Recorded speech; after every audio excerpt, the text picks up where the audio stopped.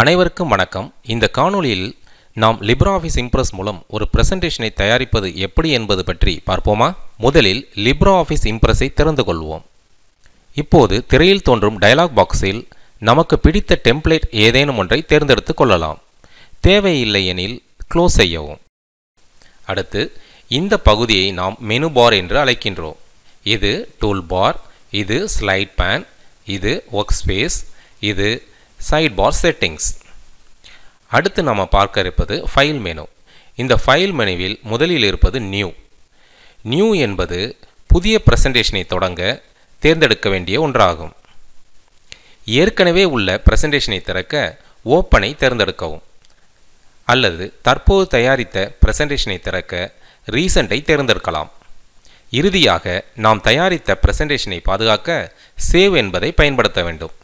அடுத்து நாம் நம்முடைய பிரசன்டேஷனுக்கு தலைப்பை உருவாக்குவோமா? அதற்கு இன்சர்ட் சென்று டெக்ஸ்ட் பாக்ஸை கிளிக் செய்யவும். பின் ஒர்க் ஸ்பேஸில் கிளிக் செய்து தலைப்பை டைப் செய்யவும்.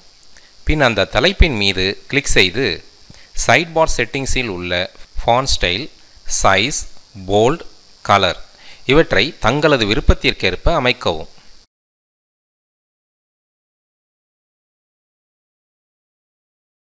அடுத்து நாம் நம்முடைய தலைப்பிற்கு அனிமேஷன் கொடுப்பது பற்றி பார்ப்போமா? அதற்கு ஸ்லைட் பார் செட்டிங்ஸில் உள்ள அனிமேஷனை தேர்ந்தெடுக்கவும். பின்னர் தலைப்பின் மீது கிளிக் செய்யவும். அடுத்து சைட் பார் செட்டிங்ஸில் உள்ள ஆட் ப்ளஸ் என்பதை கிளிக் செய்து கேட்டகரி பகுதியில் என்ட்ரன்ஸ் என்பதை தேர்ந்தெடுத்து பின் கீழ் வரும் எஃபெக்டில் தங்களுக்கு பிடித்த ஒன்றை தேர்ந்தெடுக்கவும். நான் இங்கு ஜூம் என்பதை தேர்ந்தெடுத்து உள்ளேன். இந்த பகுதியின் கீழ் ஸ்டார்ட் என்பதில் கிளிக்ஸ் எனவும், ஜூம் என்பதில் இன் எனவும், டியூரேஷனை அதிகப்படுத்தியும் வைக்கவும். பின்னர் ப்ளே என்பதை கிளிக் செய்து ப்ரிவ்யூ பார்த்து கொள்ளலாம். அடுத்து பிரசன்டேஷனை பாதுகாக்க ஃபைல் சென்று சேவ் என்பதை கிளிக் செய்யவும். திரையில் தோன்றும் பாப்பப்பில் ஃபைல் நேம் என்பதில் தங்களுக்கு விருப்பமான பெயரை டைப் செய்யவும். சேவ் அஸ் டைப் என்பதில் ODF பிரசன்டேஷனை தேர்ந்தெடுக்கவும். இது இம்ப்ரெஸ்ஸில் மட்டும் ஓப்பன் செய்வதற்கான எக்ஸ்டென்ஷன் ஆகும். பின்னர் சேவ் என்பதை கிளிக் செய்யவும். இனி நாம் தயாரித்த பிரசன்டேஷனை காட்சிப்படுத்தி பார்க்கலாமா? அதற்கு ஸ்லைட் ஷோ சென்று ஸ்டார்ட் ஃப்ரம் ஃபர்ஸ்ட் ஸ்லைடு என்பதை கிளிக் செய்து தோன்றும் திரையில் கிளிக் செய்யும் போது தலைப்பு தோன்றுவதை காணலாம். டூப்ளிகேட் ஸ்லைட் தேவைப்பட்டால் அதற்கு ஸ்லைட் பேனில் உள்ள நகல் தேவைப்படும் ஸ்லைடின் மீது ரைட் கிளிக் செய்து டூப்ளிகேட் என்பதை கிளிக் செய்யவும்.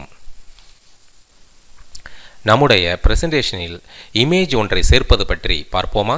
அதற்கு நியூ ஸ்லைடு ஒன்றை திறந்து இன்சர்ட் சென்று இமேஜ் என்பதை கிளிக் செய்து கணினியில் உள்ள படத்தை தேர்ந்தெடுத்து ஓப்பன் கொடுக்கவும். பின்னர் இமேஜ் சைஸை ட்ராக் செய்து தேவைக்கேற்ப அமைத்து கொள்ளவும். பின்னர் இமேஜுக்கு அனிமேஷன் தேவைப்பட்டால் ஏற்கனவே டெக்ஸ்ட்டுக்கு கொடுத்த வழிமுறைகள் மூலம் அனிமேஷன் கொடுக்கவும். படத்திற்கு அனிமேஷன் கொடுக்கப்பட்ட பின்னர் ஸ்லைட் ஷோ சென்று கரண்ட் ஸ்லைட் என்பதை தேர்ந்தெடுத்து காட்சிப்படுத்தி பார்க்கலாம்.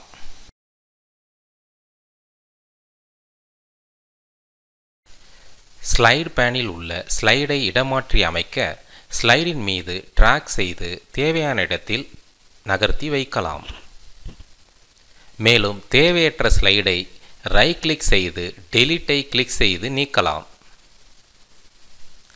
LibreOffice Impressல் தயாரிக்கப்பட்ட பிரசன்டேஷனை MS Office PowerPointல் திறக்க ஃபைல் சென்று சேவ் அஸ் என்பதில் சேவ் அஸ் டைப்பில் PowerPoint என்ற எக்ஸ்டென்ஷனை தேர்ந்தெடுத்து சேவ் கொடுக்கவும்.